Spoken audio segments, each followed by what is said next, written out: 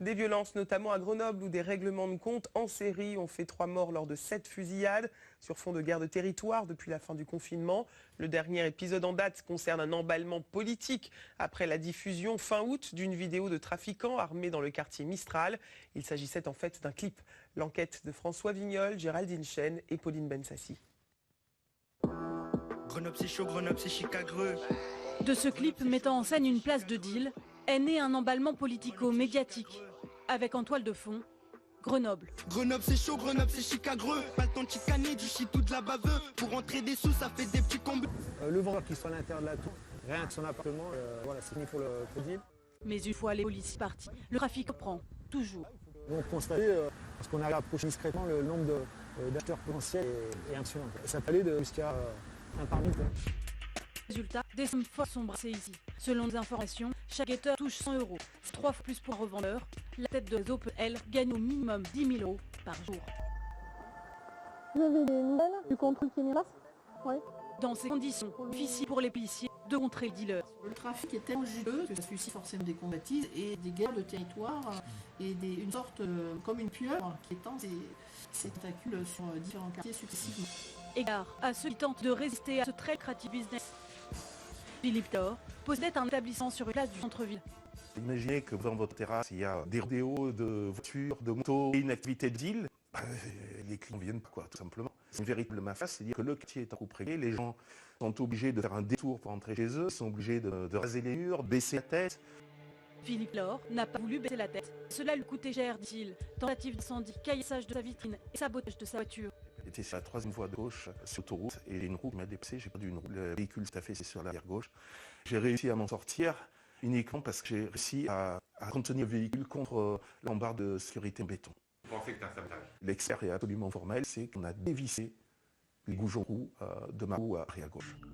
Pour la tentative d'incendie, 2 personnes ont été condamnées à de la prison. Pour la voiture en revanche, impossible de désigner un coupable.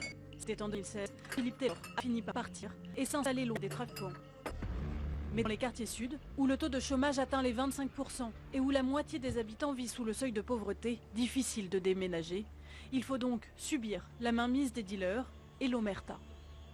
Nous, on voit beaucoup de choses, on en voit, mais on n'ose pas en parler. Parce qu'ils savent, ils nous reconnaissent.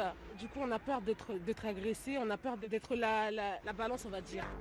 Des propos qui en rappellent d'autres, vieux de 30 ans. On sait qu'il y a des tas de problèmes de drogue dans le coin, que les jeunes se droguent, qu'il y a des dealers dans le coin. Avec tout ce qui se passe, on a peur maintenant. Moi, je vois, je sors plus le soir, plus rien. À l'époque, les habitants ont interpellé le maire de droite, Alain Carignon, lui montrant les planques des trafiquants. Voilà, je rentre là-dedans, je ressors du seringue au moins. Pas de problème. Des actions sociales ont été menées, l'urbanisation repensée, mais 3 décennies plus tard, le problème demeure et l'opposition accuse Éric Piolle, l'actuel maire écologiste de Grenoble, de laxisme. On continue à héberger dans des logements sociaux des personnes qui sont condamnées pour trafic de drogue, etc. C'est pas normal. Donc ça relève bien du maire. Mais ça relève aussi de toute la démarche de prévention qu'on peut avoir sur toute l'animation jeunesse, sur tout ce qui est aussi l'insertion professionnelle. Et ça relève de la ville de Grenoble. Et là, vous dites qu'il n'en fait pas assez. C'est même pas qu'il n'en fait pas assez, il délaisse complètement les quartiers. Faux, réplique la première adjointe à la mairie de Grenoble. Elisa Martin préfère souligner la réhabilitation en cours du quartier, avec l'implantation d'une supérette et d'un centre de tri postal. Pour l'élu, la solution relève plutôt de l'État et de sa police. Ce que nous attendons, ce qu'attendent les habitants, c'est un travail de police judiciaire pour que des enquêtes soient menées et qu'un certain nombre de têtes tombent. C'est ça qu'attendent les habitants. En attendant l'hypothétique fin des trafics, des structures portées par des animateurs et des bénévoles mises sur la culture et le sport pour développer la richesse du quartier, sa jeunesse. Si j'aime ce que je fais en me levant tous les matins, ça m'évite d'aller de l'autre côté. Je reste entre guillemets du bon côté des choses. C'est ce qu'on essaie de transmettre. Le maire de Grenoble sera reçu dans 2 semaines par Gérald Darmanin pour tenter de trouver une issue au problème.